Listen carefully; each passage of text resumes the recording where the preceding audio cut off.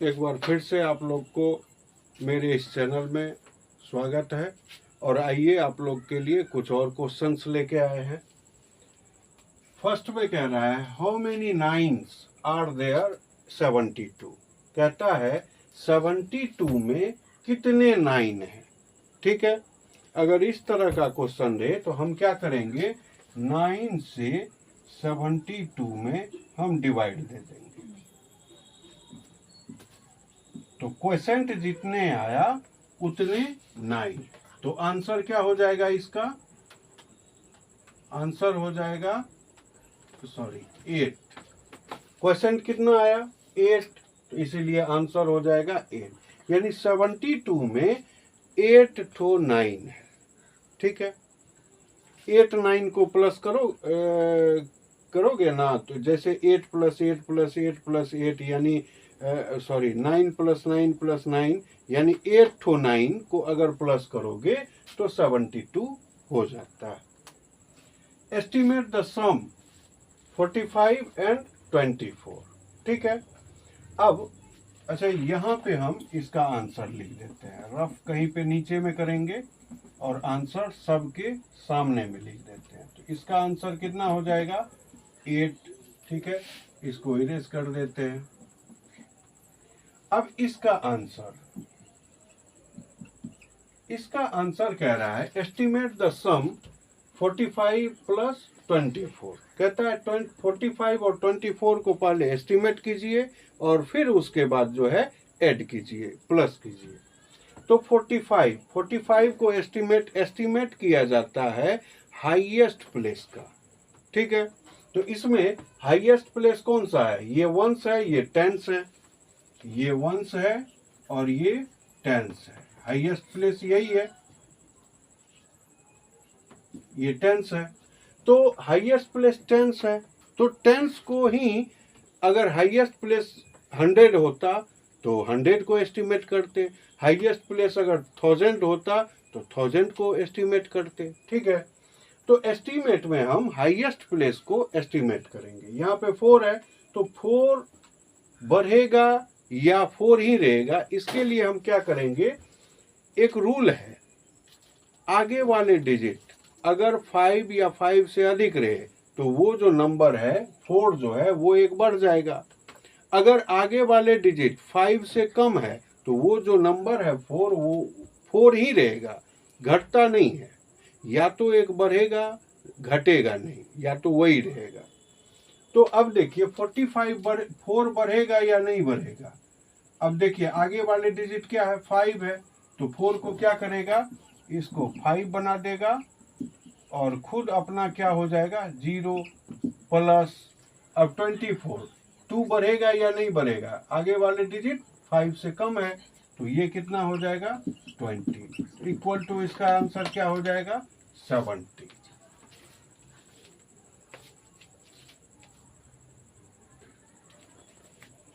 अब next question है right, तो इसका आंसर कितना हो जाएगा, यानी 45 को एस्टिमेट किए तो 50 हो गया, 24 को एस्टिमेट किए तो कितना हो गया 20, तो ये कितना आंसर हो जाएगा 70।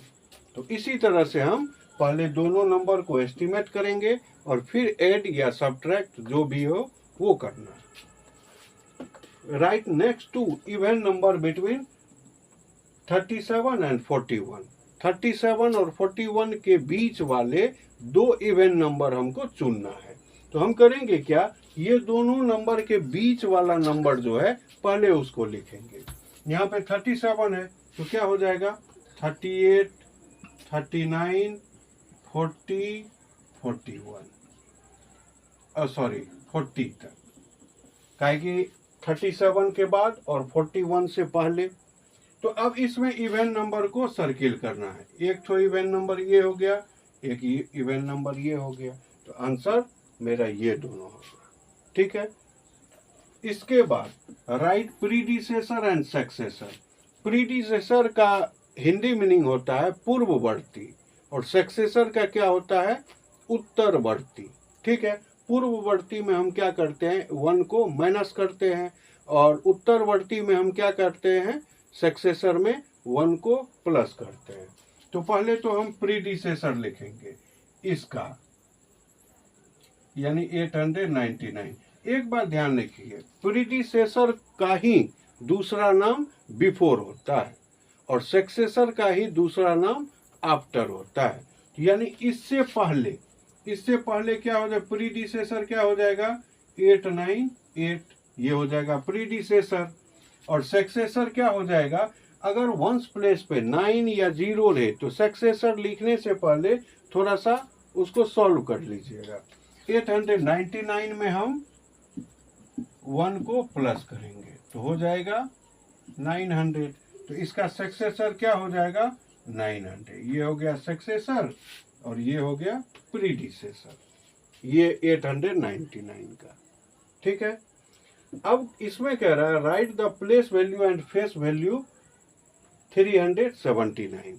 इसमें अंडरलाइन डिजिट किया गया है, या तो अंडरलाइन किया जा सकता है या सर्किल किया जा सकता है या किसी भी दूसरे कलर से हाईलाइटेड किया जा सकता है। तो यहाँ पे देखिए हम अंडरलाइन 7 को किए हैं। तो पहले इसका प्लेस वैल्यू लिखना है। प्लेस वैल्यू होता है जिस नंबर का कहा जा रहा है, जिस डिजिट का, वो डिजिट तो पहले लिख देना है। 7 का कहा जा रहा है तो प्लेस वैल्यू 7 तो लिख ही देना है, और 7 के बाद जितने डिजिट उतने 0। तो 7 के बाद कितने डिजिट, एक डिजिट, तो क्या हो जाएगा प्लेस वैल्यू इसका 70। अब फेस वैल्यू क्या हो जाएगा इसका, जिस फेस वैल्यू में जिसका कहा जा रहा है जिस नंबर का, वही नंबर होता है। ठीक है,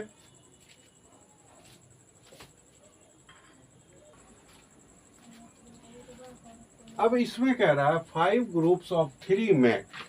ठीक है, तो 5 ग्रुप्स ऑफ 3 मैक यानी 3 का 5 ग्रुप बराबर कितने।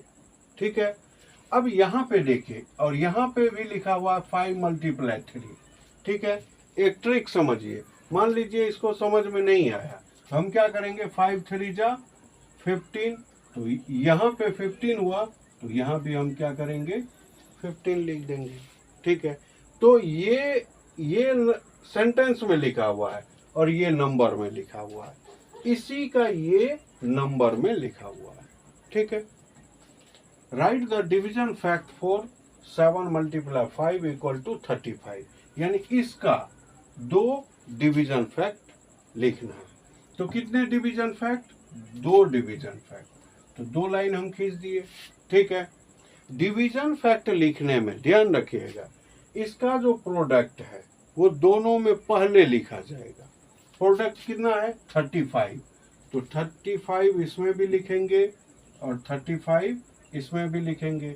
और कहा जा रहा है डिवीजन, तो डिवाइड का सिंबल देंगे और इसमें भी डिवाइड का सिंबल देंगे। ठीक है, अब बचा ये 35 तो दोनों में हम लिख दिए। अब बचा 7 × 5, एक में 7 से डिवाइड देंगे तो 5 बार में कटेगा और 5 से डिवाइड देंगे तो 7 बार में कटेगा। तो हम किसी भी नंबर से डिवाइड दे सकते हैं। अब यहाँ पे जैसे हम 7 से दिए हैं तो आप 5 से भी दे सकते हैं, गलत नहीं होगा।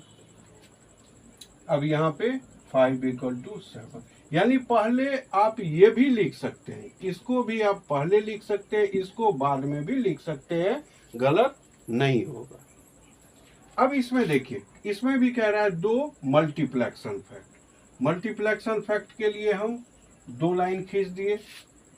ठीक है, मल्टीप्लेक्शन फैक्ट में ये जो दोनों नंबर होता है, ये दोनों नंबर, यानी इसको छोड़ के, ध्यान रखिएगा डिवीजन का फर्स्ट नंबर को छोड़ के ये दोनों जो नंबर है, इसी दोनों नंबर से हम मल्टीप्लेक्शन फैक्ट लिख सकते हैं। जैसे यहाँ पे 12 7 है, तो 12 × 7 = 84। ये प्रॉपर्टी चेंज कर देंगे। अब इसमें देखिए 12 पहले लिखे थे, बाद में 7 लिखे थे। अब इसमें हम क्या करेंगे, पहले 7 लिखेंगे फिर बाद में 12 लिखेंगे, तो इसका प्रोडक्ट कितना, दोनों का सेम ही होगा। ठीक है, तो ये वीडियो आप लोग को कैसा लगा कमेंट में बताइएगा, और चैनल को ज़्यादा से ज़्यादा लाइक, सब्सक्राइब, शेयर भी कीजिएगा। आप लोग कमेंट भी अवश्य कीजिएगा। तब तक के लिए धन्यवाद।